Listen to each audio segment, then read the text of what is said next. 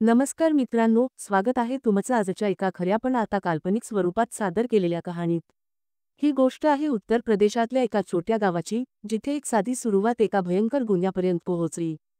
ही crime story आहे प्रेम, फसवणूक आणि एक असा खून जो तुम्हाला थक्क करेल।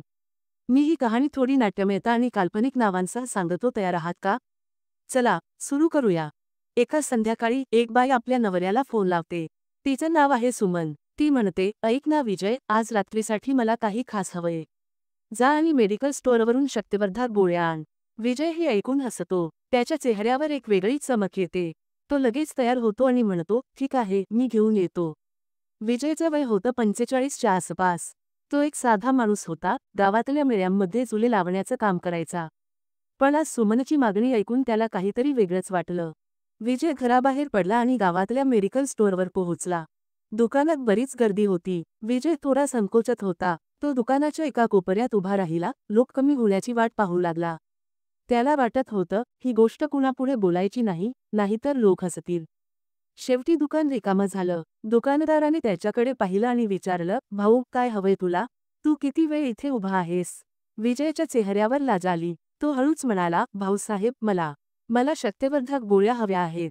दुकानदाराने त्याचं बोलणं ऐकून हसला नाही, उलट त्याने लगेच एक पॅकेट काढून त्याच्या हातात दिलं।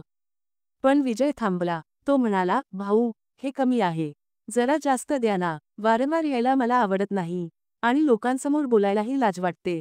दुकानदाराने त्याच्याकडे पाहिलं आणि विचारलं, किती हवंय तुला? विजय म्हणाला, जास्तीत जास्त द्या। मग दुकानदाराने त्याला तब्बल 8 पॅकेट्स दिली। विजयने ते घेतले, पैसे दिले आणि घरी परतला। घरी आल्यावर विजयने जेवण केलं। सुमनने त्याच्यासाठी जेवण तयार केलं होतं। जेवण झाल्यावर तो सुमनकडे वळला आणि म्हणाला, तुझ्यासाठी मी गोळ्या आणल्या आहेत। सुमन हसली। ती म्हणाली, चांगलं केलंस। मग त्याने त्या गोळ्या खाल्ल्या आणि दोघं झोपले। पण मित्रांनो, ही रात्र विजयासाठी शेवटची ठरणार होती, हे कुणाला माहीत नव्हतं।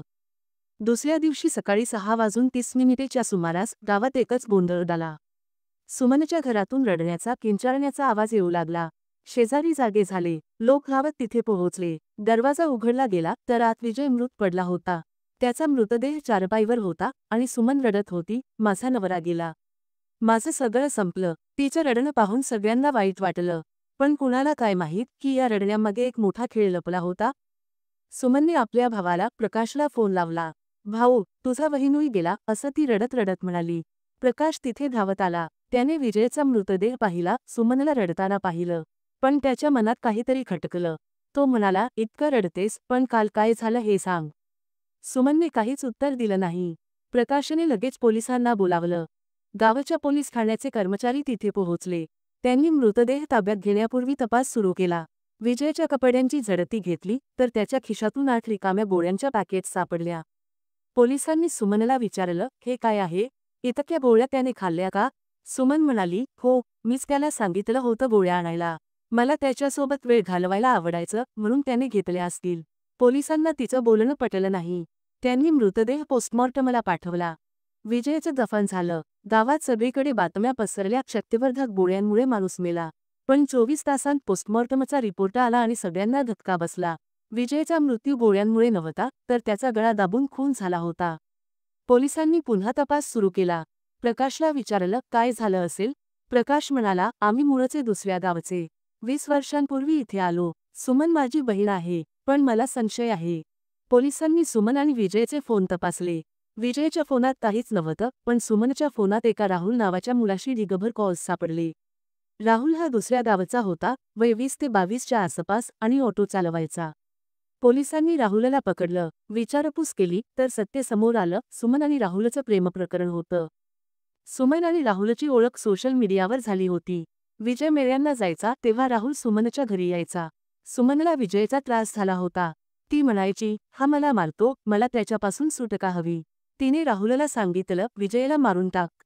राहुलने आपला मित्र निलेशला सोबत घेतलं। 18 जानेवारीला ते गावात आले। सुमनने विजयला दारू पाजली, गोळ्या दिल्या। मध्यरात्री राहुल आणि निलेश घरी आले। सुमनने विजयच्या छातीवर बसून त्याला पकडलं आणि निलेशने गळा दाबला। 15 ते 20 मिनिटांच्या संघर्षानंतर विजय मेला। सकाळी सुमनने नाटक केलं। ती ओरडली, रडली, प्रकाशला बोलावलं।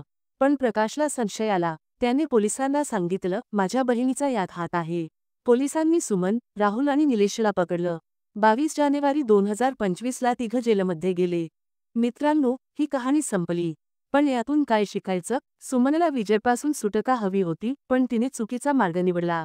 आता ती, राहुल आणि निलेश सळ्यांमागे आहेत. त्यांचा मुलगा मामा प्रकाशकडे राहतो. प्रकाशने आपल्या बहिणीविरुद्ध तक्रार देऊन खूप धैर्य दाखवलं. ही कहाणी तुम्हाला कशी वाटली? काहीतरी शिकायला मिळालं का? तुमचं मत सांगा.